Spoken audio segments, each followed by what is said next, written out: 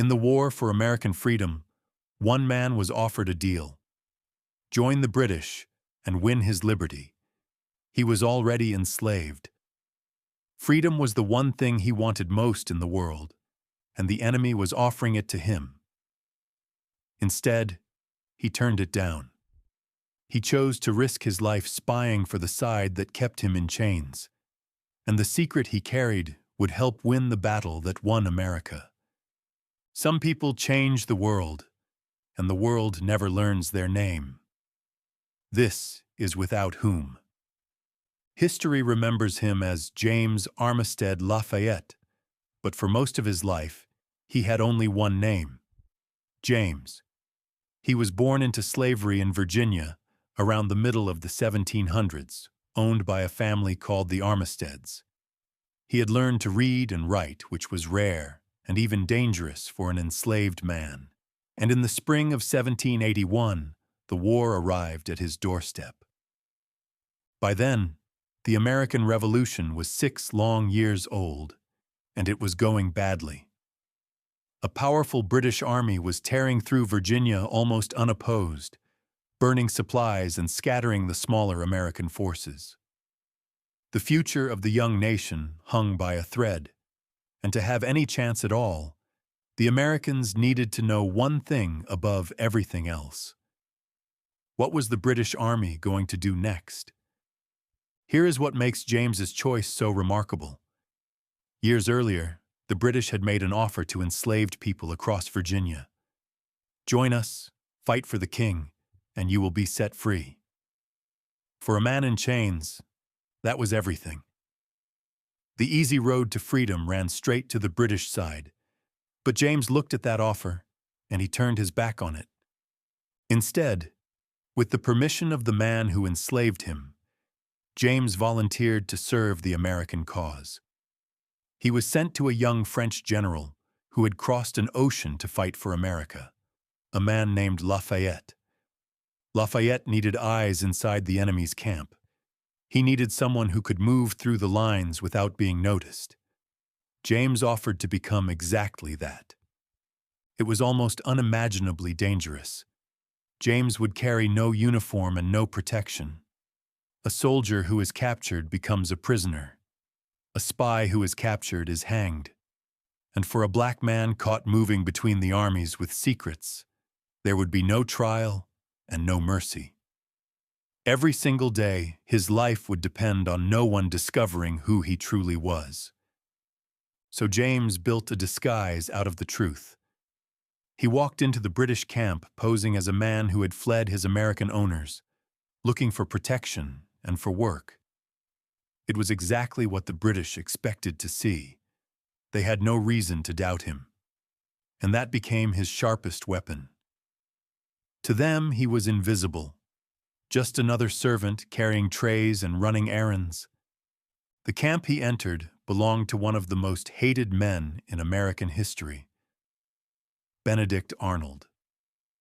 Once a celebrated American general, Arnold had betrayed his country and gone over to the British, so James was now working inside the camp of the most famous traitor of the entire war. And slowly, patiently, he began to earn the enemy's trust. He made himself useful. He ran errands. He guided British soldiers along the local roads, paths he knew far better than they ever could.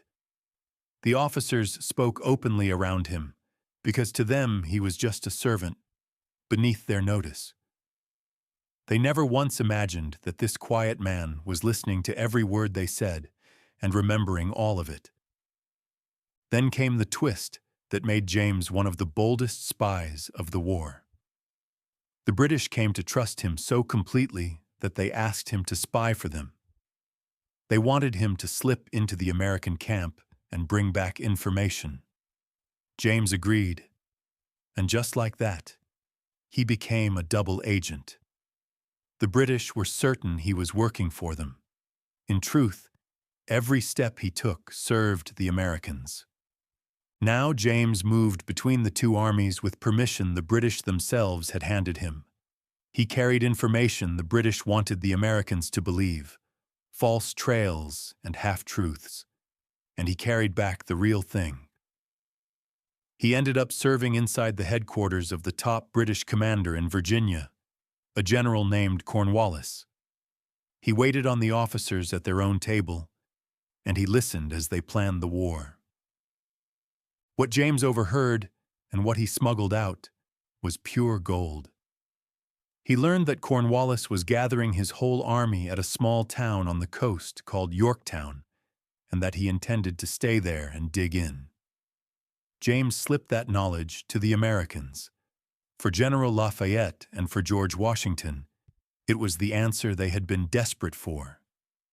At last, they knew exactly where the British army would be, and that single fact changed everything. Washington saw the chance of a lifetime. He raced his army south. France, fighting at America's side, sent a powerful fleet of warships and thousands of soldiers. Quietly, from every direction, the trap began to close around Yorktown. The armies sealed the land. The French fleet sealed the sea. There would be no escape. By the autumn of 1781, Cornwallis and his army were surrounded, pinned against the water with nowhere to run. American and French cannon pounded the town day and night. The British had marched through Virginia almost untouched. Now they were caught inside a closing ring of fire, and this time, no fleet was coming to save them. On the 19th of October, 1781, it ended. Cornwallis surrendered his entire army. It was the blow that finally broke Britain's will to keep fighting. Yorktown was the battle that effectively won the war and secured the independence of the United States. And it had been made possible, in part, by a spy the British never suspected, a man they had treated as just a servant. There is a story about what happened next, remembered by a man who was there. A few days after the surrender, Cornwallis came to visit the American camp. And there, standing among Lafayette's men, he saw a familiar face. The servant who had so loyally carried information for the British, the man he had trusted completely. In that instant, the truth crashed down on him. He realized James had been playing him all along. You would think a man who had helped win the war would walk away free. He did not. When the fighting ended, the law in Virginia offered freedom to enslaved men who had served as soldiers. But James had not carried a musket.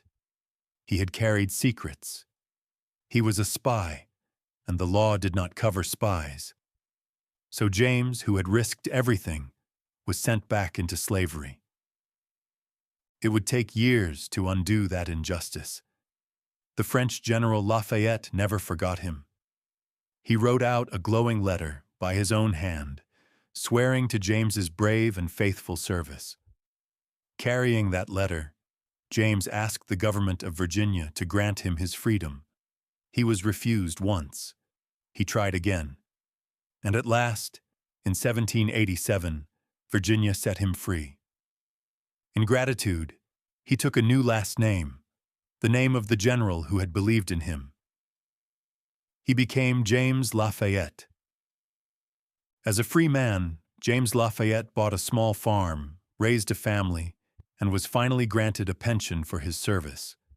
And then, many years later, came one last, remarkable moment. In 1824, the old French general returned to America for a grand farewell tour, greeted everywhere by enormous crowds.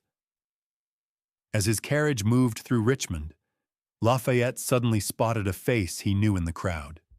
He stopped everything, stepped down, and embraced his old friend James in front of them all. Think about what this man had done. He walked, unarmed, into the camps of his enemies again and again, knowing that one slip meant the rope.